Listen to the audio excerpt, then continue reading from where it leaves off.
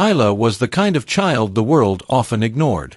She was small, thin, her clothes always dusty and a little too big. Orphaned at a young age, she lived in an old worn-down shelter on the edge of an upscale neighborhood. Each day, she wandered nearby streets collecting plastic bottles and leftover food, quiet, unnoticed, invisible. The rich families in the gated community barely spared her a glance. Their kids, dressed in branded sneakers and carrying the latest phones, passed her with giggles and whispers. To Isla, they were from another world, a world she didn't belong to. But she wasn't bitter.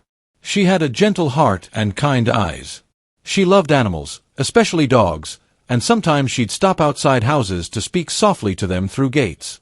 But that day, the day everything changed, Isla wasn't just ignored. She became the target of a cruel game she never saw coming. It started like any other afternoon. Isla was picking up cans near the corner when a group of teens from the mansion-lined block spotted her. Zane, the ringleader, tall, arrogant, and always looking for attention, smirked at the sight of her. "Hey, look who's back. Our little trash collector," he sneered, and the others laughed. But this time, they wanted more than mockery. They wanted a reaction. "Let's see how brave she really is," Zane said, pointing toward the black iron gate of a nearby estate. Everyone knew what lived behind it. Vader, the aggressive German shepherd who once bit a delivery man. Rumors said he was barely tamed, kept only for protection. With peer pressure building, the teens whispered and giggled as they formed a plan. Isla, confused and frightened, tried to walk away, but Zane and his friends circled around her. In a flash, they pushed her toward the gate, and then, over it. Isla landed hard on the cold stone path inside the yard. The gate slammed shut behind her. Her knees scraped, her palms stung, but it was the silence that terrified her most. Then, the bark. Loud, sharp, guttural, it echoed like a drum inside her chest. Vader appeared from behind a hedge, his dark coat gleaming in the sun, his eyes locked onto her. He growled, low and menacing, and started toward her with deliberate steps. From the other side of the gate, the teens laughed. "Oh no, here he comes," one whispered. Another pulled out their phone to record. Isla trembled, backing slowly across the yard. Her eyes were wide, her lips parted, but no scream came out. Vader's growl grew louder. She was trapped. Frozen with fear, Isla collapsed onto the grass, covering her face. She waited for the bite, the pain. But what came next? No one expected. The growl stopped. Isla peeked through her fingers and saw Vader, still, confused, sniffing the air around her. His ears tilted, his nose twitched. He took a slow step forward, then another, his body language shifting from predator to curiosity. He stood inches from her now.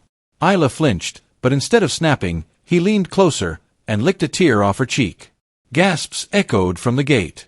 The teens stopped laughing. Phones slowly lowered. Zane's jaw dropped. "What the—" Vader whined softly, then circled Isla, his tail lowering, ears back, not in aggression, but recognition. He nudged her hand with his nose gently. Isla sat up slowly, not believing her eyes. The monster they feared had turned into something else, something soft, familiar. She didn't know why, and neither did they. But Vader wasn't attacking. He was remembering. And what he remembered would turn this cruel prank into a moment the world would never forget. Somewhere deep inside Vader's mind, something had clicked. He didn't see Isla as a stranger. He smelled something, something warm, something kind. Years ago, before fences and collars, Vader was a street dog. He roamed the alleys of the same city, hungry, alone, and angry at the world. People feared him, threw rocks, chased him away. All but one. A homeless woman, old and gentle, had fed him scraps and hummed soft songs as he ate. She wore a scarf that smelled of flowers and dust. It comforted him, calmed him. It was the only love he knew. Then one day, she vanished. Animal control took him. His new owners called him vicious, and locked him away behind high gates. But now, here it was again. That smell. That softness. Isla wore a scarf, her scarf. And her eyes. They were the same. Vader remembered. And this time, he would protect. Isla, slowly realizing she was safe, reached out a shaking hand. Vader pressed his head against it, breathing calmly. The dog that everyone feared was now curled beside her, watching the gate like a guardian.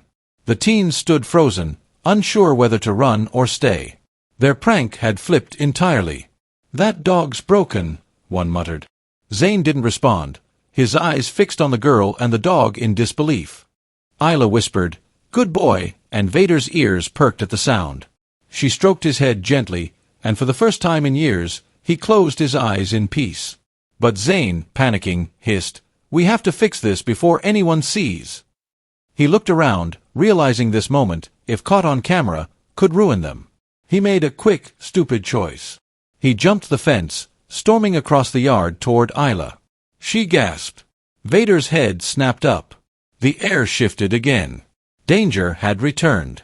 Zane marched toward Isla, his voice low and angry. "Get up. Don't make this worse." He grabbed her arm roughly. "You don't belong here." Isla yelped in fear, and Vader reacted instantly. With a ferocious growl, the dog lunged between them, knocking Zane back. Teeth bared, Vader stood over Isla like a wall of fury. Zane stumbled, stunned. "Call him off," he shouted. But Isla didn't. She sat frozen, her hand clutched to her chest. Vader growled louder, snapping his jaws near Zane's arm as he tried again to step forward. Then rip. Vader clamped his teeth around Zane's designer sleeve and tore it. Not enough to wound, but enough to send a clear warning. From outside the gate, the other teens had already backed away. Some were filming now. The prank had spiraled into something much darker, and far more public. And the world was about to see it all. Sirens wailed in the distance. Someone had called the police. The gate buzzed open, and neighbors poured out of their homes. The scene was chaos, Isla on the grass, Zane trembling, and Vader standing guard like a soldier. One officer approached cautiously. "Step away from the girl. He's dangerous," Zane cried. But the officer looked at Vader, calm, controlled, watching only Zane. Security footage from the mansion showed everything. How the teens had pushed Isla, how the dog had spared her, and how Zane had assaulted her. The video, recorded by a neighbor, went viral by evening.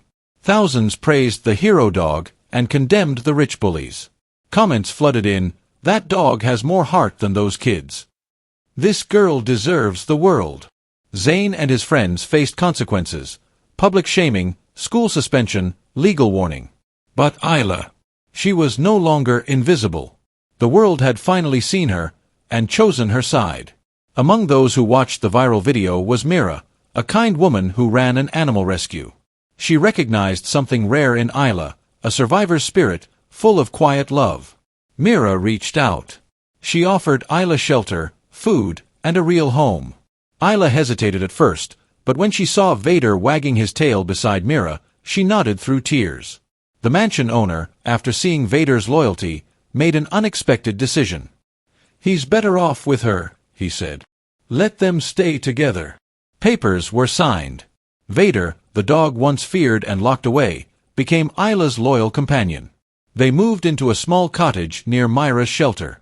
Isla enrolled in school. Vader slept beside her bed every night. From alleyways to headlines, Isla's journey was like no other. And through it all, Vader stood beside her, protector, friend, family. What started as cruelty ended in love. Weeks passed. The community that once ignored Isla now waved to her in the streets. She walked taller now, with Vader trotting proudly at her side. Children whispered, "That's the girl from the video." Adults nodded with respect. The once-forgotten child had become a quiet hero, an example of resilience, compassion, and unexpected bravery. She and Vader visited Myra's shelter often, helping care for dogs who had known pain. Isla had found her purpose, and a family she never expected. And the rich kids? Their laughter had vanished. They now watched from a distance, reminded that wealth couldn't protect them from truth or justice. As the sun set on another day, Isla sat under a tree, Vader's head resting on her lap. She whispered, "Thank you for remembering me, even before we met." And in that peaceful silence, girl and dog knew. They had saved each other.